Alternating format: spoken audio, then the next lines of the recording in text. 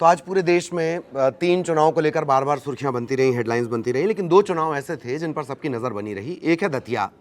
दतिया क्यों खास है वो आप जानते हैं। नरोत्तम मिश्रा वहाँ से आते हैं, तिलक लगाते हैं, मध्य प्रदेश के गृह मंत्री रहे हैं, कई बार सर्टिफिकेट भी बांटते रहे हैं किस हीरोइन को कौन सा कपड़ा, किस कलर का कपड़ा पहन के डांस करना चाहिए, नहीं करना चाहिए, किसे क्या बोलना चाहिए, नहीं बोलना चाहिए, कौन सनातन का है नहीं है, इस तरह के सर्टिफिकेट वो बांटा करते थे नरोत्तम मिश्रा। एक बात। दूसरी सीट है बांकीपुर, बीजेपी का गढ़, नितिन नवीन यहाँ से रहे हैं। अब तक 50% से ज़्यादा जो वोट रहा करते थे वो बीजेपी के खाते में जाया करते थे। लेकिन और एक सीट गुजरात की है जो आमतौर पर माना जाता है बाई इलेक्शन जिसकी सरकार उसके पास वो सीट जाएगी, लेकिन बांकीपुर और दतिया में जो हुआ है वो आपको ज़रूर जानना चाहिए। अब वजह इसकी क्या है? वजह यह है कि 2027 का चुनाव मुहाने पर है। 2029 को लेकर तैयारियां शुरू हो चुकी हैं। इस बीच मध्य प्रदेश, छत्तीसगढ़ के फिर से चुनाव आएंगे और तब क्या ये सियासी समीकरण किस तरह से माने रखेंगे। इसके अलावा दतिया का जो चुनाव है वो कांग्रेस की कलह को उजागर करेगा या फिर जीतू पटवारी को मजबूत करेगा, बीजेपी की कलह की तरफ इशारा करेगा। ये तमाम बातें इसी चुनाव से मिलेगी। अच्छा, आप चुनाव ऐसे नहीं कह सकते हैं कि कश्मीर में चुनाव हो रहा है, कन्याकुमारी को कोई इफेक्ट नहीं पड़ेगा। दुनिया ग्लोबल हो चुकी है, भारत ग्लोबल हो चुका है, आईटी ने सबको समेट के रख दिया है, टेक्निक ने। तो सबसे ज़्यादा दिलचस्प जो चुनाव रहे हैं वो बांकीपुर के रहे हैं और दतिया के रहे हैं। बांकीपुर की बात करेंगे। ये बातें कही जा रही थी अभी जो हालिया बिहार चुनाव हुए, बिहार चुनाव में करीब करीब 238 सीटों पर प्रशांत किशोर ने अपने कैंडिडेट उतारे। 236 के आसपास उनकी जमानत जब्त हो गई। तभी कहा जाने लगा कि क्या डाटा का जो जादूगर है वो डेमोक्रेसी में एक तरह से फेल हो रहा है, लेकिन अब ऐसा नहीं है। बांकीपुर सीट पर पीके लगभग जीत चुके हैं, सिर्फ औपचारिक ऐलान बाकी है। प्रशांत किशोर की बम्पर जीत हुई है वहां से और तीसरे नंबर पर आरजेडी की कैंडिडेट रही है, दूसरे नंबर पर बीजेपी के कैंडिडेट रहे हैं। वो भी आपको बता देते हैं। बांकीपुर में भाजपा को करीब करीब 18,000 से ज़्यादा मतों से उन्होंने हरा दिया है और गुजरात में तो भाजपा जीती गई है, उसको लेकर मैंने आपसे कहा ही था। तो बिहार के बांकीपुरा में जनसुराज पार्टी के जो फाउंडर हैं प्रशांत किशोर, वो 18,000 से ज़्यादा मतों से जीत गए हैं और 63,000 से ज़्यादा वोट उन्हें मिले हैं। भाजपा के जो प्रत्याशी नीरज कुमार, 44,250 के करीब उनको वोट मिले। ये राष्ट्रीय अध्यक्ष हैं जो बीजेपी के नितिन नवीन, उनकी खाली की हुई सीट है और यहाँ से लगातार वो 5 बार विधायक रहे हैं।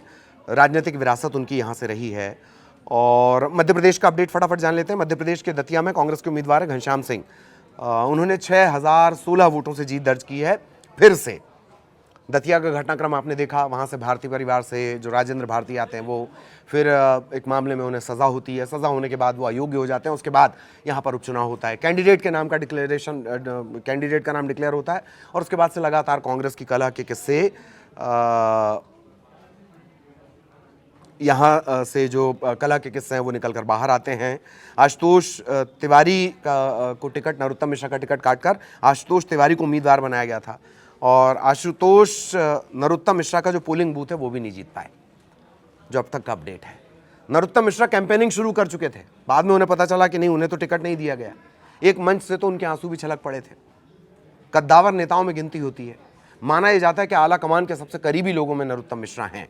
उन नरोत्तम मिश्रा को कैंपेनिंग शुरू करने के बाद, प्रचार शुरू कर देने के बाद टिकट काट दिया गया था। आशुतोष उतारे गए थे, वो मिश्रा का पोलिंग बूथ भी नहीं जीत पाए हैं। और गुजरात का मंजलपुर, ये भाजपा के सत्येंद्र भाई सतीश पटेल, 30,000 से ज़्यादा वोटों से उन्होंने जीता है इसे। तो ये बड़े अपडेट जो इस वक्त आ रहे हैं। अब दतिया की जो जीत है उसने एक तरह से कांग्रेस को संजीवनी देने का काम किया है।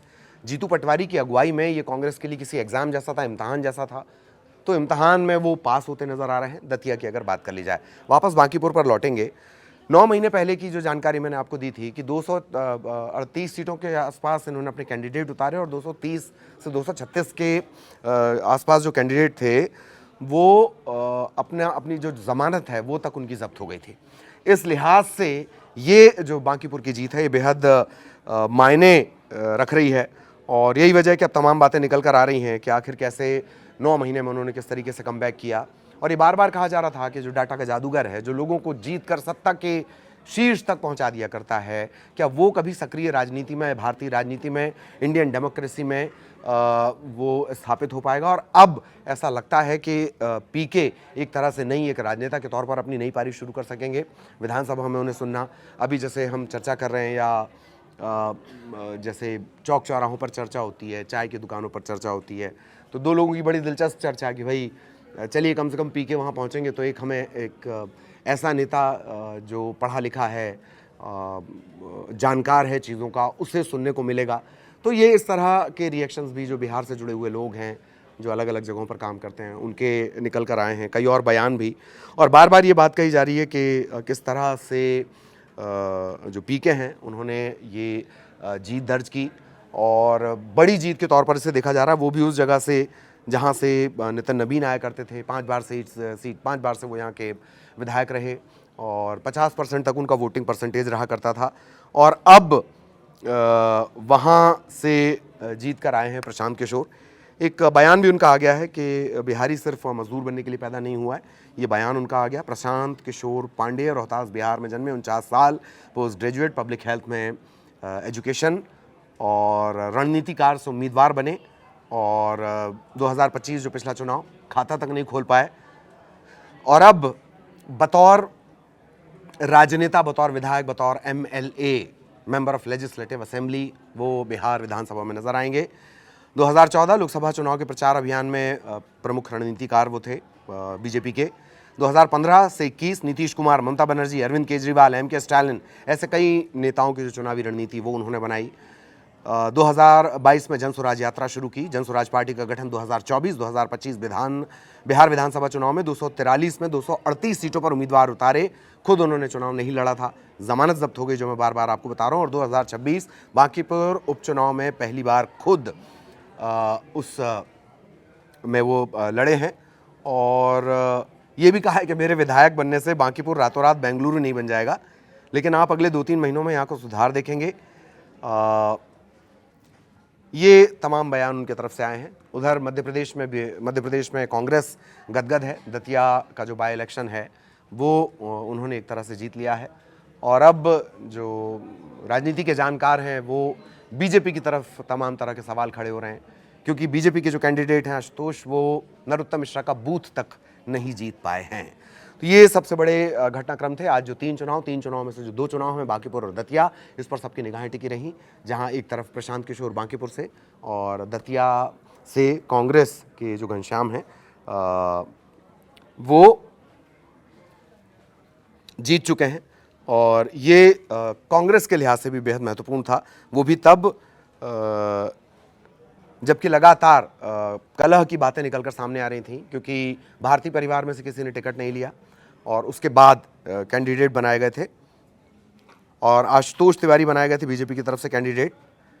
किसका टिकट काटकर? नरोत्तम मिश्रा का टिकट काटकर। तो घनश्याम सिंह 6000 वोटों से यहाँ जीत गए हैं। बांकीपुर पीके के नाम रहा है। ये एक बड़ा अपडेट है, और आगे इसका असर भी देखने को मिलेगा। वीडियो देखने के लिए धन्यवाद। नमस्कार।